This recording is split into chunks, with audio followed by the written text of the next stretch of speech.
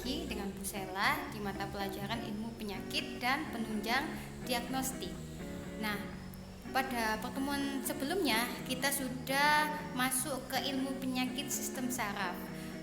Dan di sana kita kemarin membahas tentang anatomi sistem saraf itu bagaimana.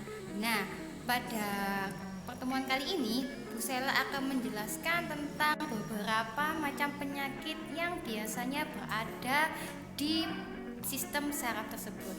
Yuk, let's check it out. Nah, pada kali ini kita masuk pada materi ilmu penyakit sistem saraf. Pada kali ini materi pertama kita tentang penyakit pada sistem saraf, yaitu Bu Sela akan menjelaskan tentang stroke ya. Nah, apa itu stroke, Bu? Ya, mungkin kalian pernah mendengar apa itu stroke, atau bahkan saudara atau tetangga kalian ada yang pernah mengalami ini. Nah, stroke itu apa sih? Stroke itu merupakan kondisi yang terjadi ketika pasokan darah ke otak terputus akibat penyumbatan atau pecahnya pembuluh darah, hingga terjadi kematian sel-sel pada sebagian area di otak. Nah, stroke ini dibagi menjadi dua, ischemic stroke dan hemorrhagic stroke. Terus bedanya apa, Bu? Ya, kalau misalnya hemorrhagic stroke ini dia itu stroke karena pecahnya pembuluh darah. Ya, karena pecahnya pembuluh darah ini maka nanti akan menyebabkan kematian sel-sel pada bagian area otak yang terkena pecahan pembuluh darah ini. Nah, kalau yang satunya itu ada ischemic stroke. Nah, itu apa, Bu? Ya. Nah, ischemic stroke ini stroke yang karena akibat penyumbatan, karena biasanya yang sering terjadi itu bisa karena emboli. Jadi karena penyumbatan karena udara, ataupun plak karena kolesterol, asam urat dan lain sebagainya. Jadi kalau misalnya dia itu terjadi penyumbatan di pembuluh darahnya, maka bisa mengakibatkan kondisi terputusnya pasokan darah itu tadi, sehingga bisa menyebabkan stroke.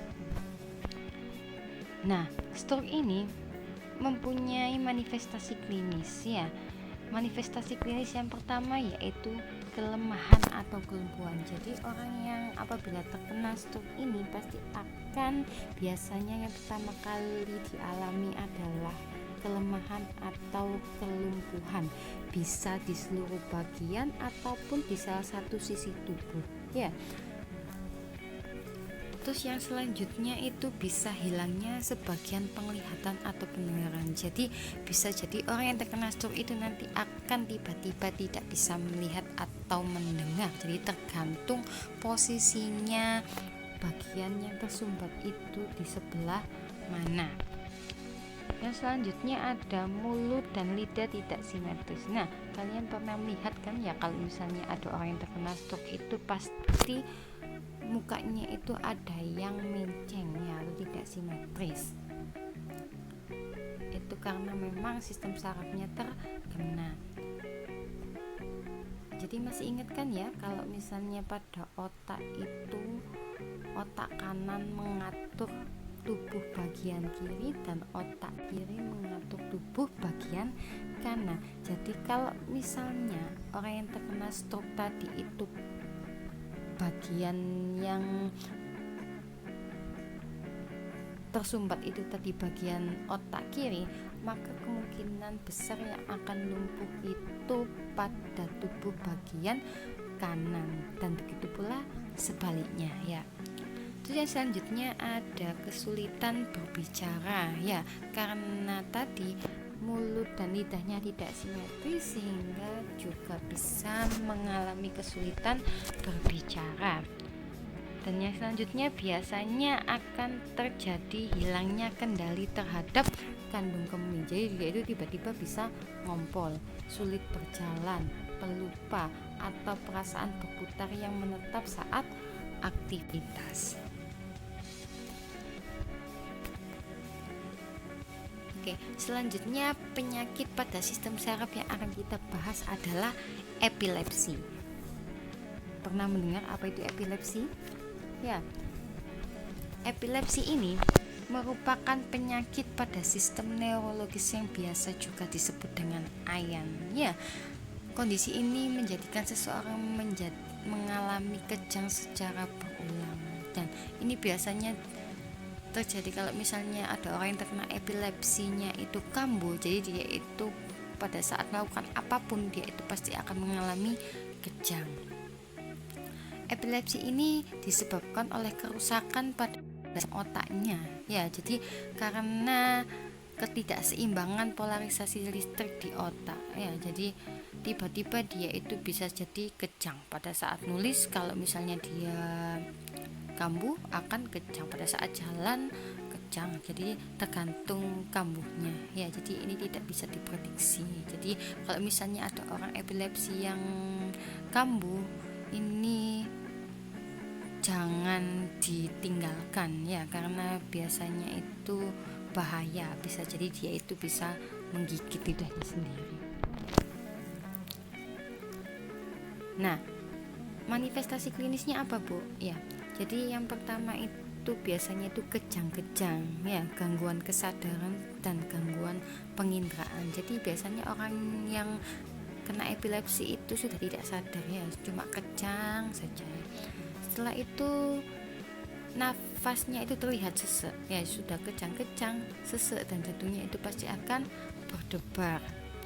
Dan selanjutnya itu ada raut mukanya itu pucat dan badannya itu pasti berlumuran keringat yang banyak.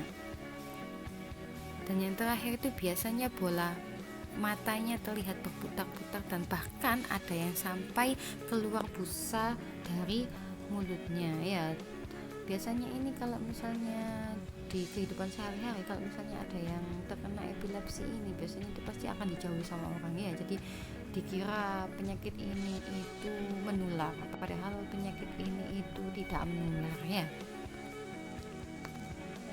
Oke, yang selanjutnya penyakit yang kita bahas adalah Parkinson ya. Apakah ada yang tahu Parkinson? Ya, namanya aja bagus ya, Parkinson, tapi penyakitnya tidaklah bagus ya. Jadi Parkinson ini merupakan suatu penyakit yang disebabkan karena otak dan syaraf ini mengalami kerusakan sehingga mempengaruhi gerakannya. Jadi sel-sel otaknya itu berhenti menghasilkan dopamin. Apa itu dopamin, Bu? Ya, dopamin itu enzim yang meningkatkan kekuatan pompa otak dan aliran darah ke ginjal ya. Jadi kalau misalnya dia ini kekurangan dopamin, maka akan muncul gejala awal berupa tremor atau gerakan ringan pada satu tangan. Jadi biasanya itu pada saat melakukan aktivitas tiba-tiba dia itu tremor ya. Itu merupakan tanda dan gejala dari Parkinson. Nah, manifestasi klinisnya apa? Yuk kita bahas satu-satu. Yang pertama, dia itu pasti akan bradykinesia. Jadi pergerakannya itu lambat ya. Jadi dia itu tidak bisa melakukan aktivitas dengan baik seperti orang yang normal. Jadi dia itu sangat lambat dan tiba-tiba pergerakannya itu tidak bergerak. Terus yang kedua itu klien akan mengalami tremor yang sering ya. Jadi tiba-tiba dia itu akan tremor ya. Tremor ini merupakan salah satu ciri khas dari penyakit Parkinson. Namun jika dia itu tidak melakukan aktivitas, jadi kalau misalnya aktivitasnya berhenti, dia itu tremornya akan berhenti. Jadi kalau misalnya melakukan aktivitas, dia itu akan tremor lagi ya. Jadi susah kalau misalnya terkena Parkinson ini ya. Itu yang selanjutnya itu ada tindakan dan pergerakannya itu tidak terkontrol ya. Jadi itu gabungan dari tremor itu tadi, kan tremor kan tidak kita suruh tapi bergetar dengan sendirinya ya. Jadi tidak terkontrol. Setelah itu rigiditas atau kekakuan ya. Jadi dia itu tulang-tulangnya itu sehingga dia itu menjadi pergerakannya lambat. Jadi manifestasi klinis ini itu satu kesatuan ya. Jadi dia itu berhubungan dengan yang lainnya, dan gangguan ini dengan postur kifosis. Jadi selain kaku, dia itu akan mengalami postur kifosis. Masih ingat postur kifosis itu apa? Ya, di kifosis itu gangguan ruas-ruas tulang belakang yang mengarah ke depan ya. Jadi dia itu akan seperti orang yang bungkuk ya. Terus setelah itu tanda dan gejalanya yang terakhir ada mikrografia ya. Mikrografia itu apa, Bu?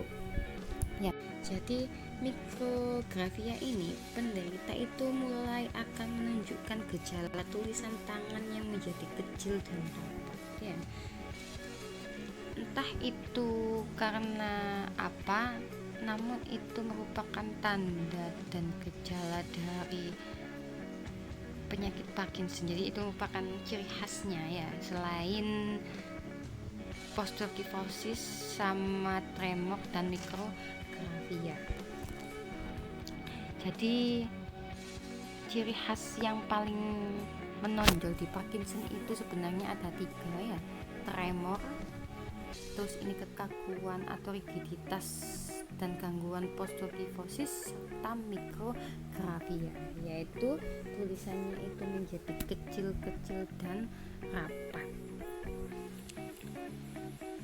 Oke, yang selanjutnya penyakit yang akan kita bahas itu adalah Alzheimer. Ada yang tahu Alzheimer itu apa? Ya, Alzheimer itu kondisi kelainan yang ditandai dengan penurunan daya ingat, jadi pikun gitu ya. Jadi menurunnya kemampuan berpikir dan berbicara, serta perubahan perilaku pada penderita akibat gangguan di dalam otak yang sifatnya perlahan-lahan atau progresif ya. Jadi ini tidak serta-merta langsung efeknya ya, namun perlahan-lahan tapi pasti ya. Jadi ini perbandingan antara otak yang normal dan otak yang terkena Alzheimer. Jadi otaknya itu sedikit menyusut ya kalau misalnya terkena Alzheimer, sehingga karena menyusut itulah maka fungsi dari otaknya itu akan perlahan-lahan mempengaruhi penurunan daya ingat dan kemampuan berpikirnya. Terus setelah itu kita masuk ke pemeriksaan penunjang diagnostik ya. Biasanya itu yang diperiksa pada penyakit sistem saraf itu ada yang pertama angiografi cerebral ya. Apa itu, Bu? Jadi angiografi cerebral ini membantu menentukan penyebab stroke secara spesifik ya, seperti karena pendarahan kah, obstruksi arteri kah, karena embolikah, dan lain sebagainya ya. Di sini ada alatnya seperti ini dan ini hasilnya. Jadi dia itu langsung secara rinci ya memperlihatkan arterinya ya. Dimana ini kita bisa lihat di situ terjadi penyempitan ya. Jadi penyempatan di situ sehingga nanti daerah yang lain ini kita bisa lihat di sebelah sini kan pada saat teraliri darah, dan di sini ini karena adanya penyempitan ini ya atau obstruksi dan lain sebagainya, itu bisa menyebabkan arteri yang berada di atasnya ini tidak bisa mendapatkan pasokan darah ya. Jadi alat ini itu bisa menentukan secara spesifik ya. Terus yang selanjutnya ada CT scan dan MRI ya. Jadi di sini untuk memperhatikan adanya edema ya, adanya bengkak, hematoma atau pendarahan ya, ada iskemia atau infak atau pada jaringan ya. Jadi dia itu akan dimasukkan pada ruangan bundar seperti ini. Terus yang selanjutnya yang terakhir itu ada EEG atau elektroencephalografi ya. Jadi dia ini mengidentifikasi penyakit didasarkan pada gelombang otak dan mungkin memperhatikan daerah lesi yang spesifik ya. Jadi di sini dia itu dipasangi banyak kabel-kabel ya yang berada di dalam kepala dan nanti hasilnya akan muncul di layar seperti ini ya. Nah, bagaimana? Mudah dipahami kan? Nah, apabila kalian masih belum paham, kalian boleh mengulang kembali video tadi ya. Dan apabila masih tidak mengerti, tanya-tanya via komen di bawah ini dan bisa langsung hubungi Bu Sela. Terima kasih. Assalamualaikum warahmatullahi wabarakatuh. See you next time.